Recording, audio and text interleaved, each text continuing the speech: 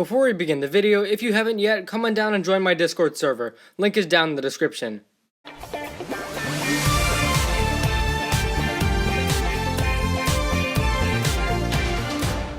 Hey guys, welcome back for our third episode review of the season. In this one, we'll be reviewing and discussing The Gift of Jay. The ninja are taken prisoner and they meet up with Wu Misako and the others.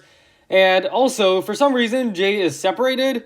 He is taken to his own cell, where he is pampered and they give him food, and called the Gift of Jay. This leads him to think he is being crowned the King of the Keepers, very similar kind of to what happened to C-3PO in Star Wars 6. Meanwhile, Lloyd goes to the Keeper camp where he hopes to free the ninja, and he re-encounters Zippy. He decides to use Zippy as a diversion while he frees the ninja, and while Zippy is attacking the camp, they try to search for Jay.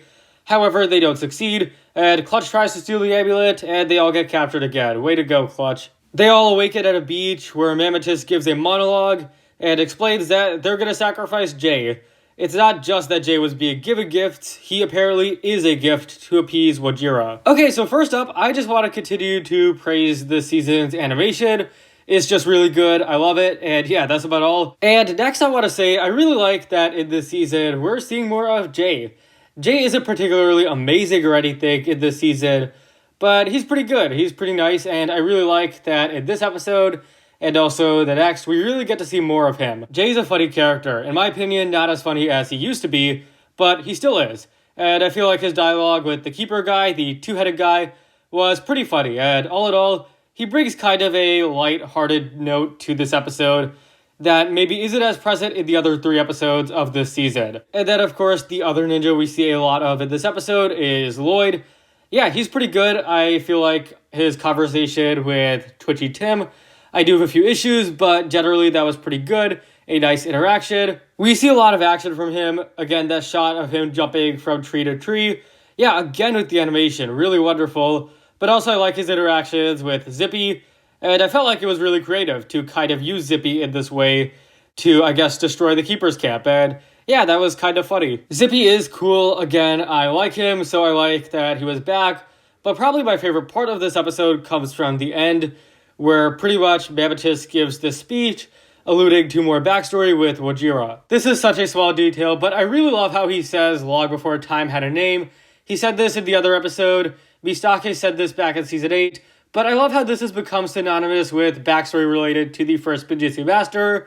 Again, such a small detail, but I love that. I just really like it. And then the actual speech was really cool too. I think the Chief has very good voice acting. I felt like the speech itself was really exciting, especially as a prelude to the appearance of quote-unquote Wojira in the next episode and at the end of this episode. So yeah, I mean, I felt like that was definitely the strongest part of this episode. Okay, so this is a very small issue, but I do feel like this episode was a bit boring in areas. Obviously up to your own interpretation or opinion, but that's just mine. Not as exciting of an episode as the other 3, but again, that's not an inherently bad thing. And then there's Clutch, not as bad as he was in Season 11, but overall still very annoying. Just his dialogue, the way he is, and also how he gets everyone captured again. And then lastly, there is the scene with Tim and Lloyd. Not a bad scene, but I feel like this episode, fails to go more into depth about Tim as a character. We know that he was affected by his visit to the island. He was struck by lightning, but I feel like we don't really know enough about this guy. For example, what was he like before his visit to the island? How did this affect him, other than, of course, having these twitches? And I'll be honest, this character is kind of growing on me. The problem wasn't in the actual content itself, there just wasn't really enough time, and unfortunately it gets worse in the finale. Okay, so for the plot of this episode, definitely more laid back. I, again, really like that scene where Mammotus gives his monologue. And then for characters, Jay was cool, Lloyd was cool, Clutch is, well, himself, he's just not that good. And then for action, good, not great, not as good as the other episodes, but still good.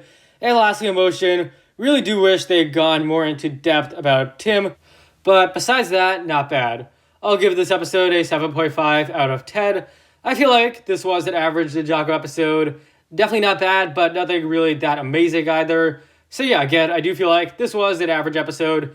Good, not great. Thanks for watching, guys. If you enjoyed, be sure to leave a like, subscribe, share with anyone and everyone you know. Share your thoughts on episode 3, The Gift of Jay below, and I'll see you next time.